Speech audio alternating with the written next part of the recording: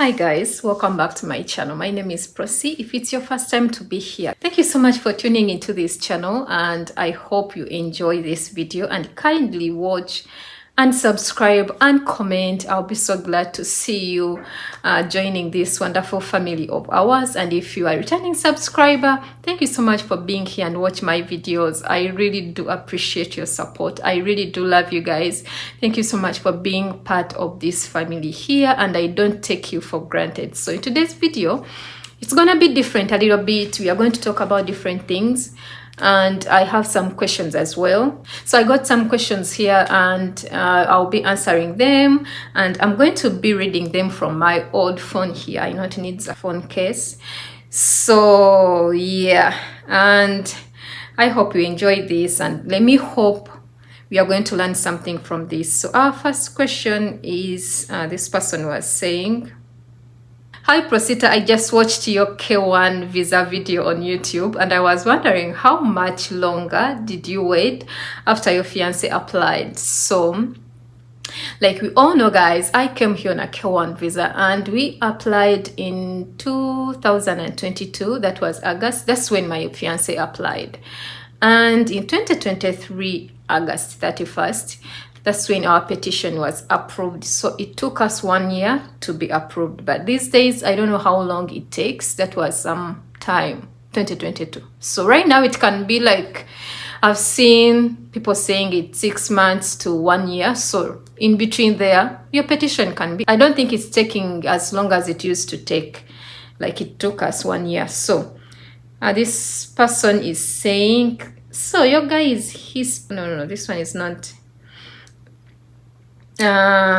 Yeah, I got another question here, and this person was asking, okay, it's regarding your K1 visa process. Was it faster for you? How long did it take for you to close the distance? So this is a question I've been getting, like how long did it take? Of course, I've already answered this one.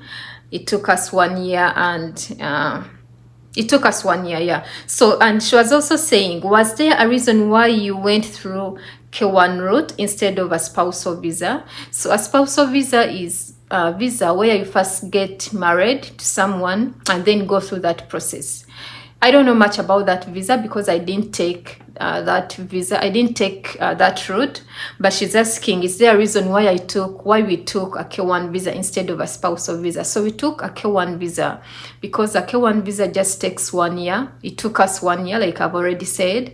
It took us 1 year, so it was so easy for us. For us, the only thing we wanted to be together. So when you meet someone and you want to be with them, we thought going through a K1 visa would be so easy for us because it was taking 1 year, and these days I think it's taking even just months. So then going through a spousal visa, which takes almost 3 years, 3 years for you just waiting for this.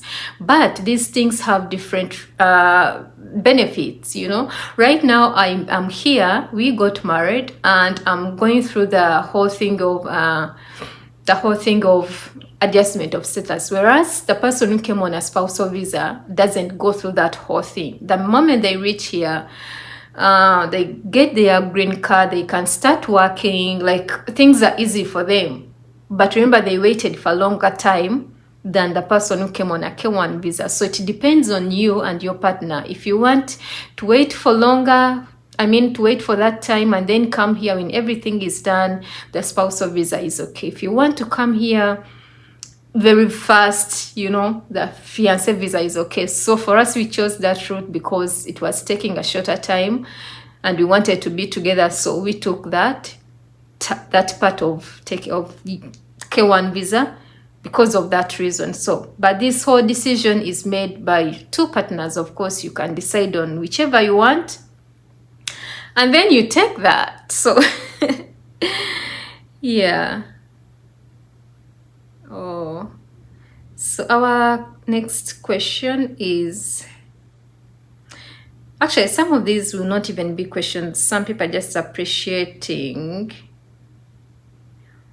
Yeah, some people are sending messages to appreciate to appreciate this. So someone is saying, hi Prosi, I love your story. I'm happy that you are reunited with your fiance.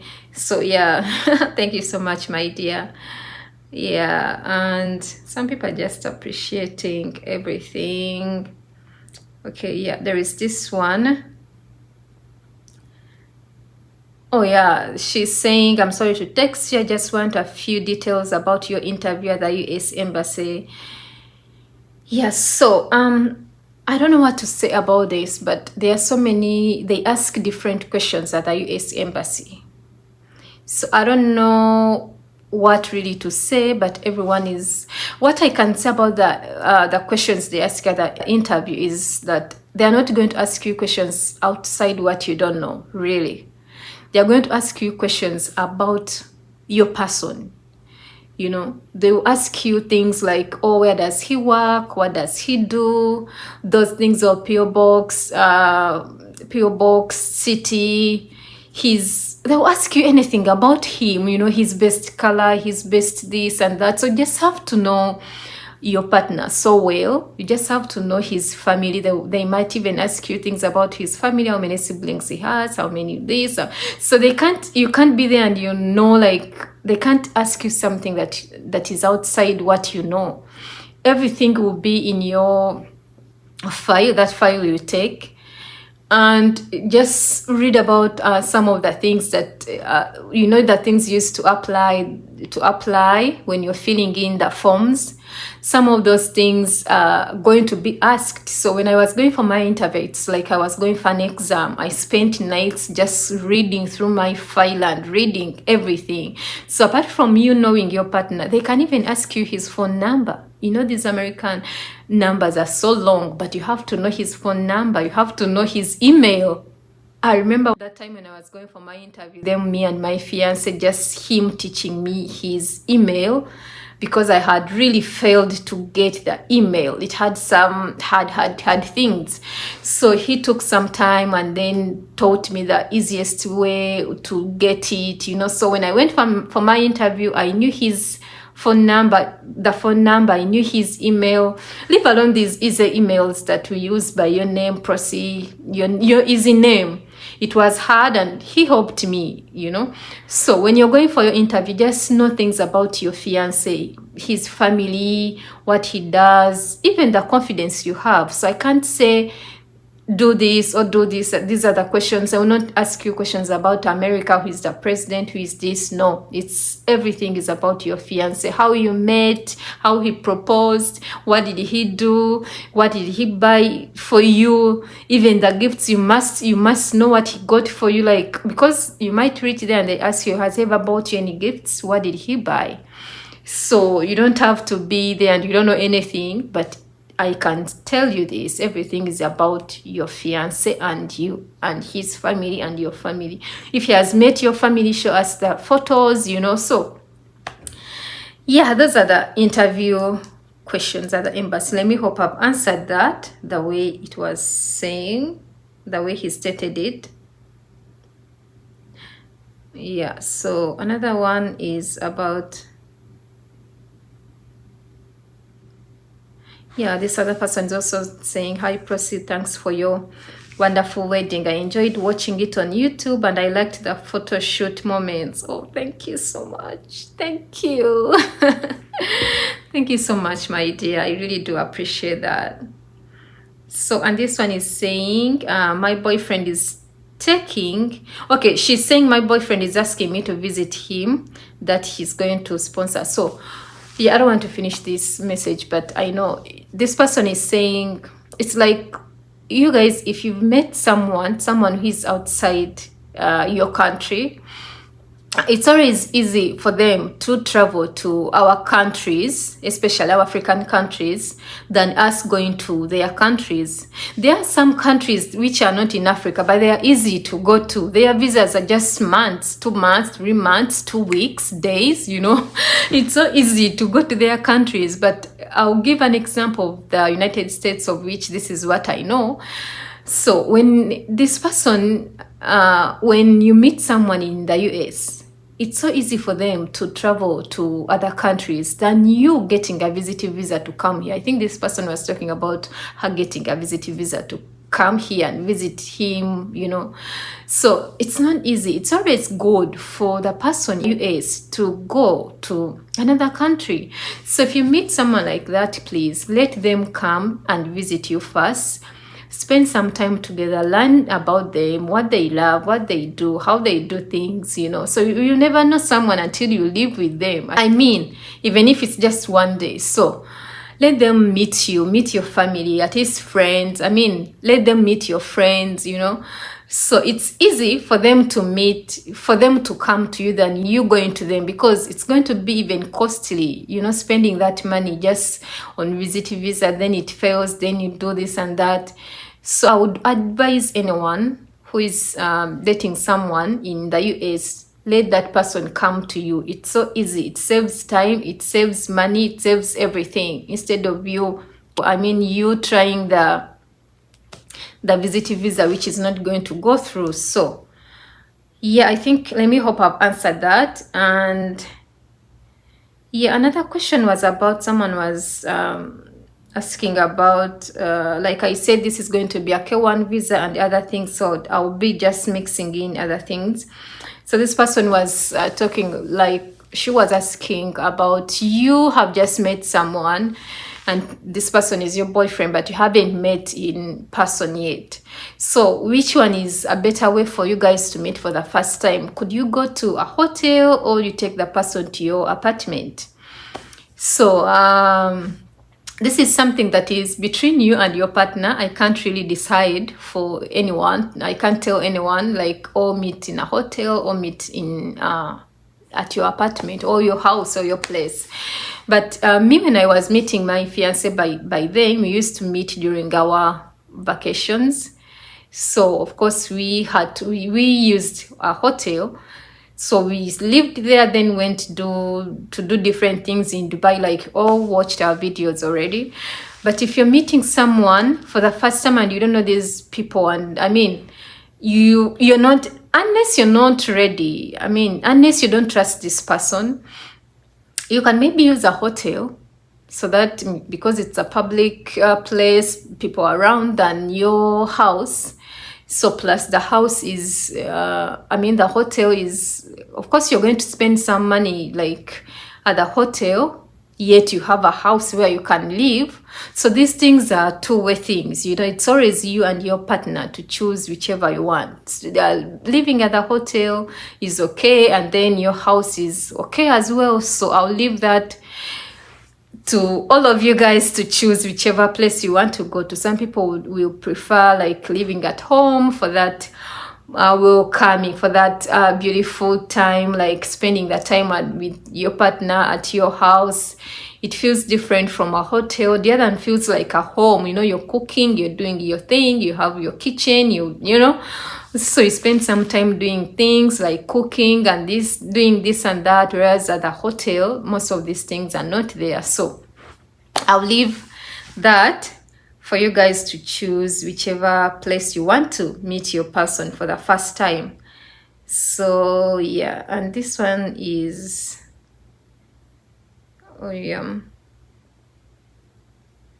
this one is saying, hey, this one is saying, just started following you on YouTube and Instagram. So did you guys do Kwanjula before you applied for K1 visa? So you guys, let me hope you watched, I hope you watched that part where I took my fiance, because we came from Dubai, then we went to Uganda to see my people. So for us, we did something like Kwanjula Kuchala at once, you know, at once. So it wasn't like this big thing of calling people, doing those big introductions of, you know what I mean. If you're in Uganda, you know what I mean when I say big introductions, putting tents and stuff. No, we just went, we're in the house. We did everything in the house, simple. My fiance was there, I was on my vacation, and I didn't have time to do that whole thing. I didn't want to go through the whole thing of stressing about organizing and doing those things. So he was there, of course. He was the main part of it. So that's I just wanted him to meet my family, and we concluded with everything. He brought stuff. I mean, he brought things like kuchala and introduction things, the things they bring. The only thing we didn't do is putting the whole thing of decoration outside, calling everyone to an intimate function, me and my family, that's all. Okay, so this one is saying, hi, I just watched your video on YouTube. How did you manage to get your fingerprints in Dubai for your police, that police letter I got? So I think I have a video about this one, but I'll answer it again. So you guys, if you're in Dubai and you want to do and you're going through this whole process and you need your fingerprints, you don't go to Dubai police.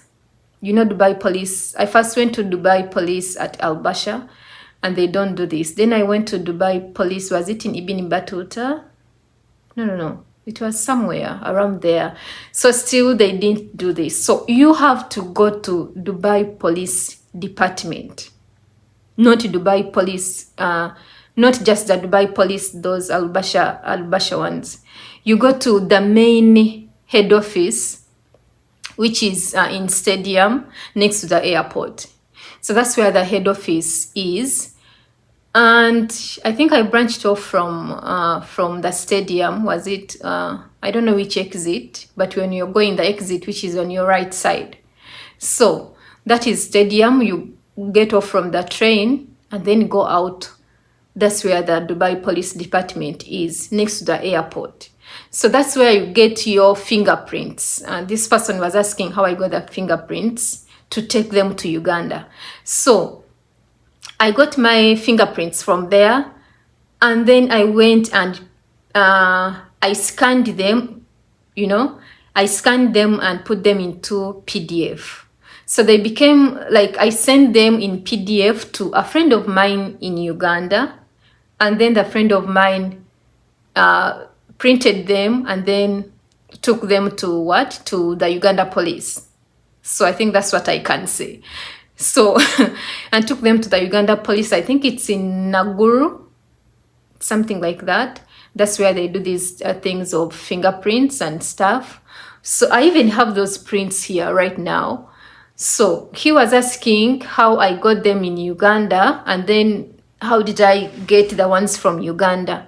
So when he took them to Naguru and they did everything, of course, they were my real ones.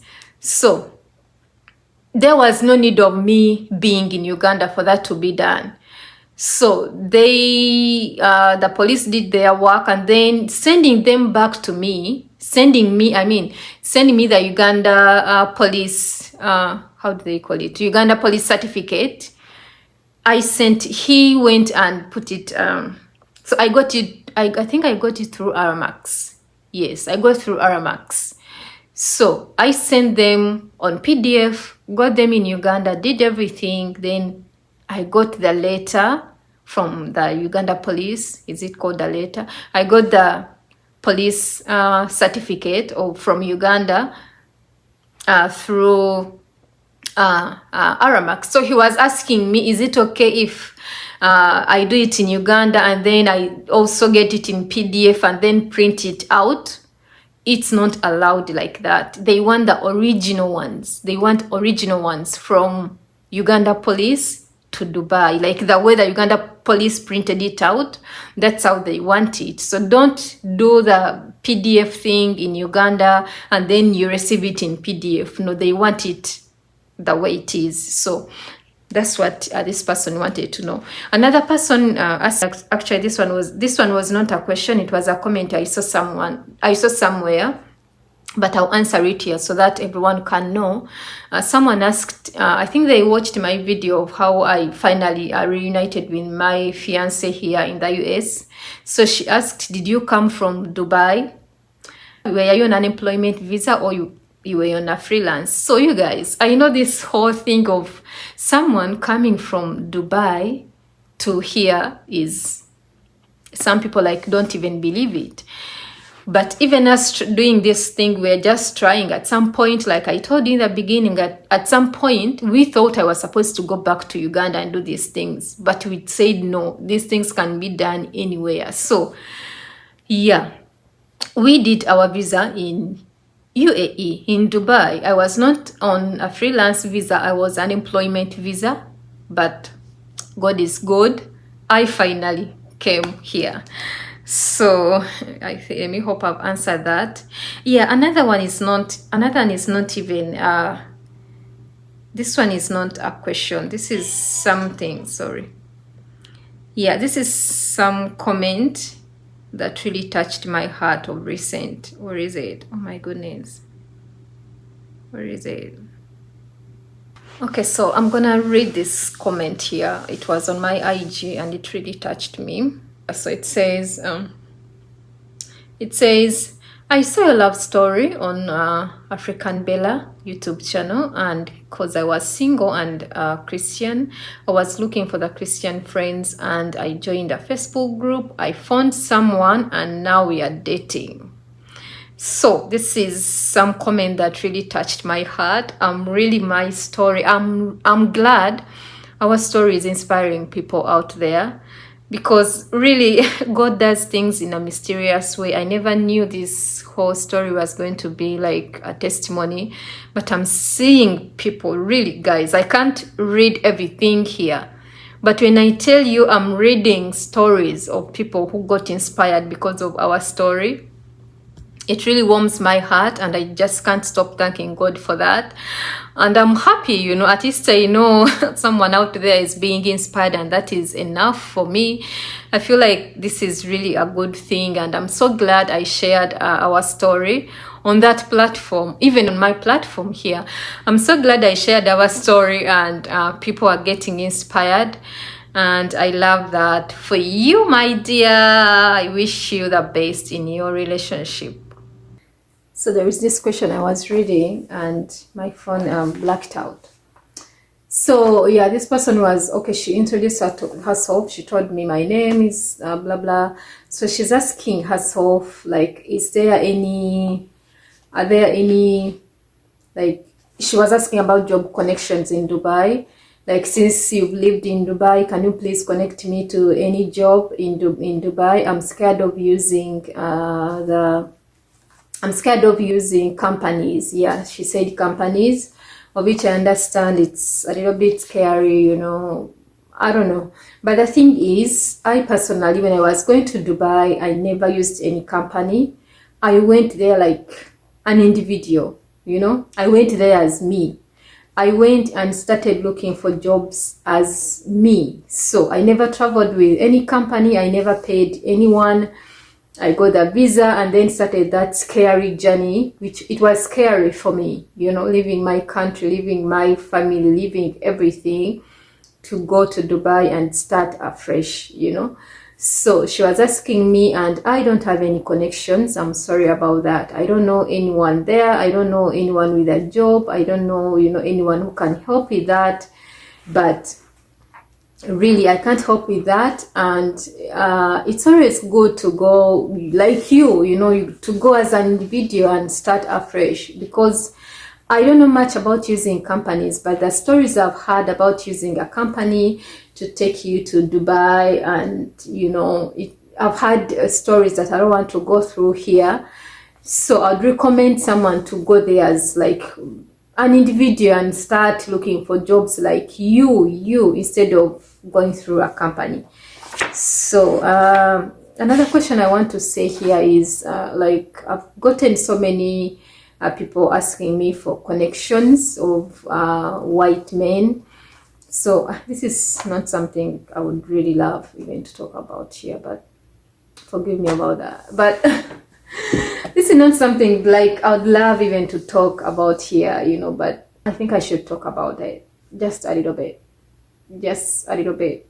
So yeah, I've been getting messages about people wanting me to connect them to white men and blah blah, you know what I mean.